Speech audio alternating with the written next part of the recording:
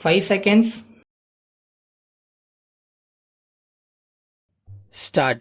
மாண்புமிகு பேரவைத் தலைவர் அவர்களே, மாண்புமிகு வருவாய்த்துறை அமைச்சர் அவர்கள் இந்த அவைக்கு அளித்திருக்கிற வெள்ள நிவாரண வெள்ளை அறிக்கையின் மீது என் கருத்துக்களை சொல்ல விரும்புகிறேன். பொதுவாக இந்த அறிக்கையை பார்க்கிறபோது இயற்கையின் சீற்றத்தினால் பாதிக்கப்பட்ட மக்களுக்கு இந்த அரசும் மாண்புமிகு முதல்வரும் எவ்வளவு தாய் உள்ளத்தோடு உதவியிருக்கிறார்கள் என்பது நன்றாக புலனாகிறது என்பதை முதலிலே சுட்டி காட்ட விரும்புகிறேன்.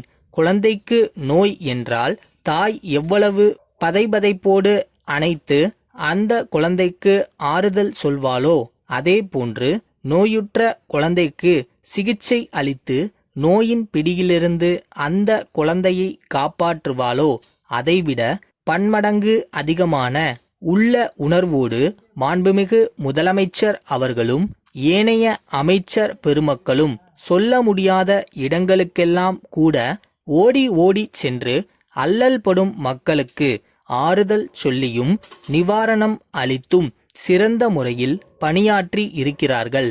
இந்த பணியை தமிழ் மாநில மக்கள் மட்டுமல்லாமல் மத்திய அரசின் பொறுப்பிலே உள்ளவர்கள், குடியரசு தலைவர் அவர்கள், பாரத பிரதமர் அவர்கள், ஏனைய அமைச்சர் அவர்கள் எல்லோருமே பாராட்டி இருக்கிறார்கள் என்பதை இங்கே குறிப்பிடுவதிலே நான் பெருமகிழ்ச்சி அடைகிறேன். எவ்வளவுதான் அரசு நல்ல காரியங்களை செய்தாலும் குறைகளையே சுட்டிக்காட்டுவதை ஒரு பொழுதுபோக்காக வைத்து கொள்ள கூடாது என்பதை அன்போடு தெரிவித்துக் கொள்கிறேன். குறைகளை எடுத்துக்காட்டி பாதிக்கப்பட்ட மக்களுக்கு உரிய பரிகாரம் காண ஏற்பாடு செய்ய வேண்டும். குறைகளை எடுத்துச் சொல்லத்தான் இங்கே எதிர்க்கட்சி உறுப்பினர்கள் இருக்கிறார்கள். அதே நேரத்தில் நல்ல காரியங்களை பாராட்டவும் வேண்டும்.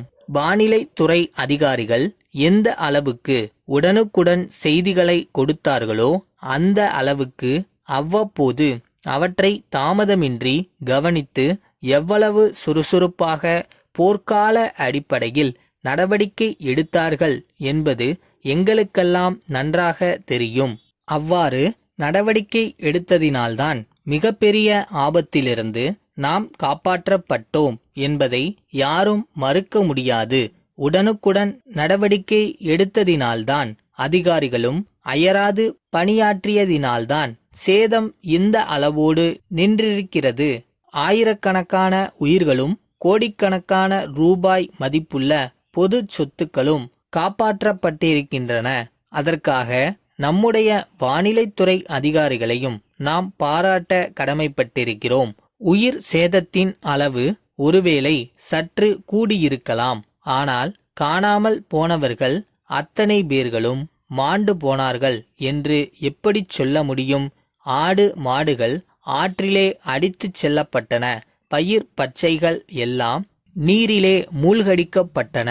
இந்த நிலையில் தங்கள் உடைமைகளை எல்லாம் இழந்து தவித்து கொண்டிருக்கிற மக்களுக்கு அளிக்கப்படுகின்ற உதவித்தொகை போதாது என்று சொல்லுவதிலே தவறு இல்லை. அதற்கு அரசு தரப்பிலிருந்து தகுந்த பதில் தருவார்கள்.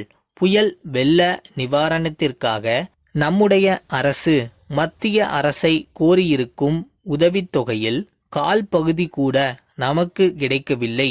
அதிலே கூட 70 விழுக்காடிற்கு மேல் கடனாகத்தான் கொடுத்திருக்கிறார்கள் என்பதை உணர்ந்து கொள்ள வேண்டும். நிலைமைகளை நேரில் கண்டறிந்து சென்றிருக்கிற மத்திய அமைச்சர்கள் நீண்ட கால கடனாகவாவது ஒரு தொகையை ஒதுக்கித்தர ஏற்பாடு செய்தால் சாலச் சிறந்ததாக இருக்கும். அந்த தொகையை கொண்டு விவசாயத்தை சீர் செய்ய, பாசன கால்வாய்களை பராமரிக்க, இருந்த இடம் தெரியாமல் போய்விட்ட சாலைகளை செப்பனிட தகுந்த ஏற்பாடுகளை செய்ய வசதியாக இருக்கும் என்பதை தெரிவித்துக் கொள்கிறேன். மேலும் குடிசைகளை கட்டிக்கொள்ள, இடிந்து போன வீடுகளை பழுது பார்க்க, துண்டித்து போன மின்சார இணைப்புகளை சீர் செய்ய, தொற்று நோய்கள் வராமல் சுகாதார பணிகளை செய்ய பல்வேறு ஏற்பாடுகளை செய்ய வேண்டியிருக்கிறது. இதற்கெல்லாம் அரசு உடனடியாக நடவடிக்கை எடுக்க வேண்டுமென்று கேட்டுக்கொள்கிறேன்.